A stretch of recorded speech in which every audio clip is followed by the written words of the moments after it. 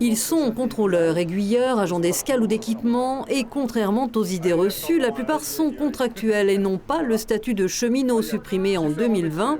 Ce jeudi en gare de Saint-Dié, à l'appel d'une grève nationale lancée par la CGT, Sudrail, UNSA et la CFDT, ils dénonçaient la privatisation de la SNCF, l'ouverture à la concurrence des trains régionaux, l'exploitation des TER confiés à des opérateurs privés dans le Grand Est. Cela pourrait concerner la ligne Bruges-Piémont-Vosges et son tracé Épinal-Strasbourg. À partir de 2028, où il va y avoir une concession de la part de la région pendant 22 ans de la ligne Épinal-Saint-Dié-Strasbourg.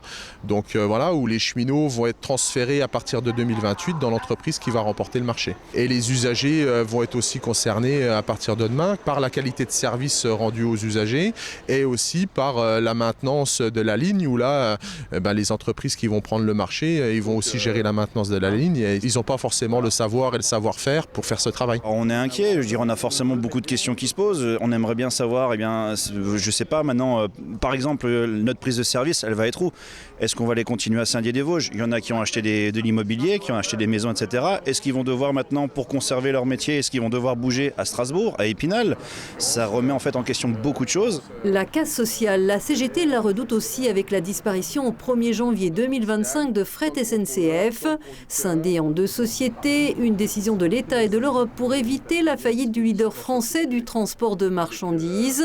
Dans les Vosges, Fret SNCF n'existe plus. Des entreprises comme les carrières de Trapara en l'étape ou OAI à Gironcourt-sur-Vraine passent déjà par des sociétés privées. La CGT, elle, défend un fret public et le syndicat rappelle que dans certains pays européens, la privatisation a échoué.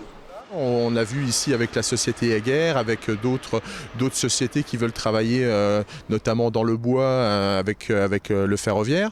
Donc il y a du potentiel et on ne comprend pas qu'aujourd'hui il n'y ait pas un travail de fait de la part de l'État et de l'entreprise historique SNCF pour justement ramener ces marchés au sein de l'SNCF plutôt que d'essayer de tout privatiser. On le voit très bien en Angleterre, en Allemagne, en Belgique. Il y a un retour en arrière sur le modèle que veut faire la France actuellement sur la mise en place de la concurrence. Ça marche pas, les entreprises concurrentes, elles n'arrivent pas à faire de l'argent dans le ferroviaire, donc elles ferment les unes après les autres et c'est l'entreprise historique dans chaque pays qui est obligée de reprendre les marchés. Une journée de mobilisation syndicale qui aura en tout cas perturbé le trafic des TER en Grand Est, pas celui des TGV.